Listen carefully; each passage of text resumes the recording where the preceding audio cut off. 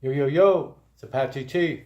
Welcome to Star Wars Self-Actualized Roleplay. Once again, basically, I'm really, really excited. Saw a couple of videos on YouTube maybe about an hour ago. And basically, I saw Jeremy from Geeks and Gamers and his vid. And basically, he brought up some points that basically he and I, were basically kind of like vibing on. I don't know if he read my comments or saw them on reviews for you, or maybe somebody spoke to him, but I'm just glad the fandom is coalescing.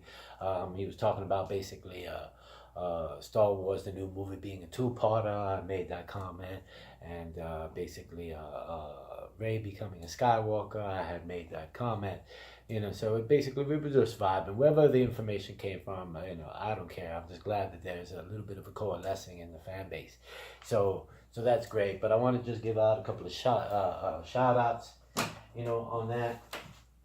So the first thing I want to basically thank, YouTubers Moeller, Dishonored Wolf, and Miss Anthropony. I was watching your Star Wars vids. You guys are hilarious, very talented. Again, you three basically keep me from watching the horror of the of the Last Jedi, but your descriptions are detailed enough and entertaining enough where I can enjoy it from your point of view. So again, thanks to you guys. You guys are definitely helping me basically be able to create these little short stories that I'm trying to throw out there, and hopefully, maybe Disney, JJ will pick them up, and I don't care if you steal it. Use it if you see it. So. And then, of course, Jeremy Geeks and Gamers, he's spearheading the operation. I'm loving what you're doing. Keep doing what you're doing. Again, and John Talks Star Wars. I saw John's video, and he was, thinking about rewriting, episode 8. I'm glad that basically, you're feeling inspired to do that. And then again, and I'm glad that also falling into the disinformation that basically Disney, Kathleen Kennedy, Lucasfilm, all the leak media is putting out there that, hey, are we doing this Boba Fett movie? Are we doing this Cantina movie? Are we doing, all these projects out there? Are they going forward or not? They're placing this information on there so they can just basically throw the YouTube communities, the Facebook and the Twitter accounts all in disarray, so we don't know what to report on. So we don't look like we know what we're talking about. So let's not go in that direction. Let's just basically let's create. Let's give them. Let's feed them information. On what we would like them to do instead of reporting on what maybe the garbage that they're currently putting out. So hopefully we can basically inspire them, and that's why I'm very, very excited today, because I'm seeing that there might be some kind of inspiration. I'm saying the fan bases again coalescing. They're vibing. They're force embedding. They're force imbuing. Enhanced coordination, force techniques, kind of thing. You know what I'm saying? So it's just great. And then, of course, my brother from another mother, reviews for you. It's just like, much success to his channel. He's been helping me a lot, and I just love, saying what he's doing on his level with his connections, and hopefully the messages that we can get out there, So, once again, a big shout out to, Craig. All right, and then of course Ivan Ortega. I saw that basically he was live streaming, and then some, people had, sent him some money to basically be able for him to attend, a celebration, and that almost brought me to tears. And I was just really, really happy for him, because I know that he's also a talented brother. It's just like on the Latin side too. Boom. All right, mucho gusto, and God bless you, brother. All right, so now what I basically wanted to address, to get into the storytelling aspect of it, is it's like I wanted to address the Columi race of Star Wars, because again, another point that I have brought up on reviews for you and also Geeks and Gaming, Jeremy talked about bringing back the Sith. Well, but I found this race called the Columi, which the Columi, as far as on the conspiracy theory world, they would be the equivalent to the alien Greys. Well, here on Earth, if they're real or they're not. But it's Area 51. So it's just like they're the Greys of the Star Wars universe. So I felt that they would, big-headed alien like that would definitely be, psychically gifted, and definitely I think they would make a natural, natural, basically, darksiders in a sense. So I'm basically going to introduce that in this particular story. All right, and next, what I wanted to do was talk about my next point from the role playing game. From the fourth chapter, they have a section where they have a listing of all the force powers that you're capable of using when you start off as a Jedi. You can't play Sith in this game, but they do talk about, like, they have a category which is called Beyond. So I want to read that description within this book, again printed in 1987. The Beyond section. I want to read that to you about force powers. All right, so force powers and beyond. What further mysteries lie locked within the universe's heart? What wondrous lore died with the ancient Jedi? The mystic power wielded by the honorable order are forever lost unless some remnant or record of them should be discovered. It is whispered that the Jedi live forever, that their works live on, that the human destinies who planned their laid have not yet come to their fruition. It is whispered that Vader and the Emperor himself experimented with terrible sorceries far beyond the abilities of a few weak students of the mystic arts, and yet remain alive. This may be true, and maybe not. Only the future will reveal. Now, for game standards, that's just telling you, hey, you can kind of explore. There's nothing wrong with exploring. We saw things happen in The Last Jedi. I'm trying to basically fill in those gaps, because I am a better storyteller and I understand power.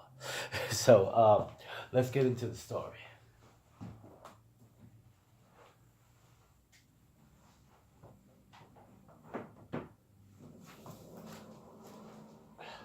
Star Wars, Episode 4, The Columi Conspiracy.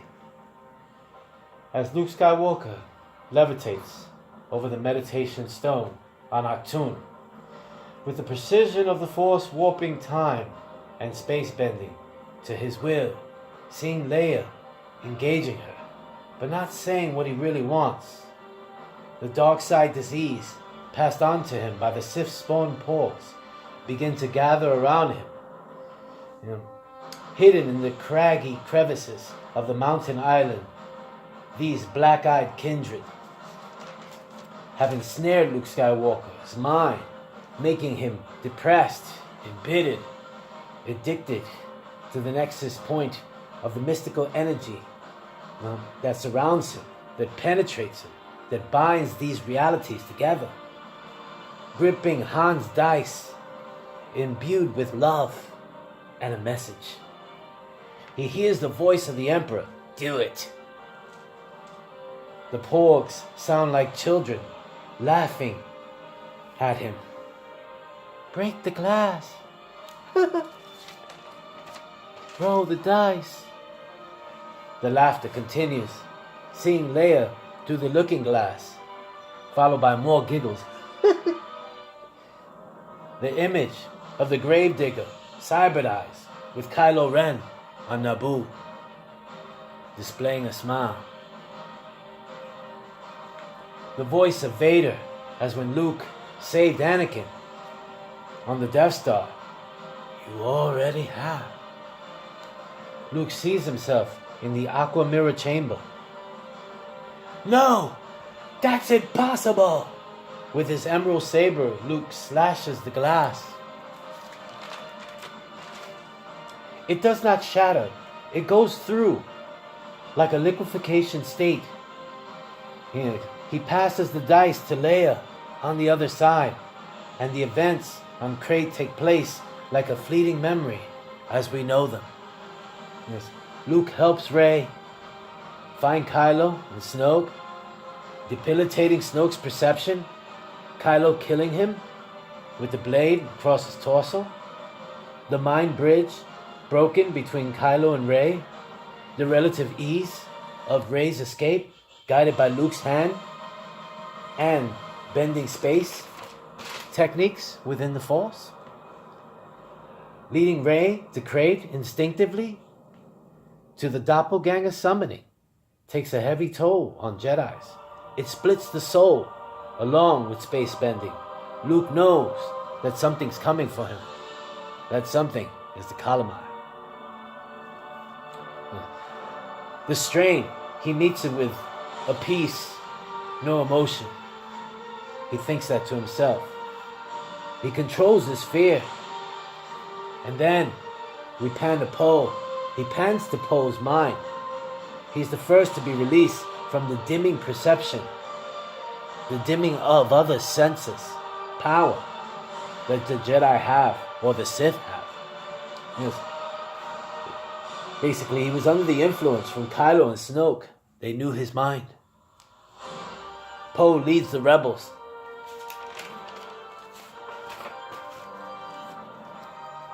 Luke and Rey save the day. Luke tells Kylo, "See you around, kid." Luke finishes the Jedi Code, but gets an image of Finn.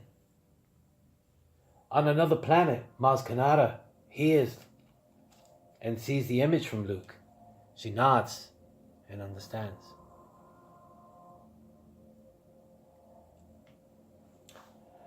When there is no ignorance, there is knowledge.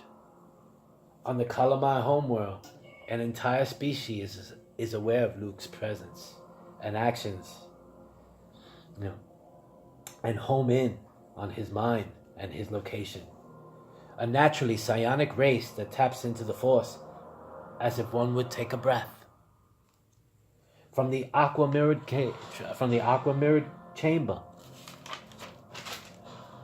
deep below the mountain island temple, the mirror shatters and Yarg-Dad emerges from the dark waters of the other side.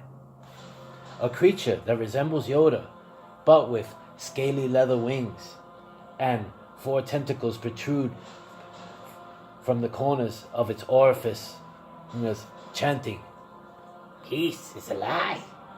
There is only emotion." Back to Luke as he sees the twin sunsets on the ledge. He thinks to himself, there is no passion, there is serenity. Ley lines of force lightning intersect around the planet, creating stormy skies. A massive creature, half a mile in diameter, emerges from the Octoon Sea. It seems like a cross between a tortoise carapace and octopi, with 8 dozen tentacles, at the perimeter of its port shell cavities, and an overly massive one in the center. The Leviathan Kari speaks, "Through passion, I gain strength. Through strength, I gain power." Luke, as he is fading from the meditation stone, he thinks to himself, where there is no death, Luke begins to let go. As a disc-shaped object emerges from the sky above him, it takes hold of him. A Columi warship. The Columi embrace him and also say, "Through power, I gain victory."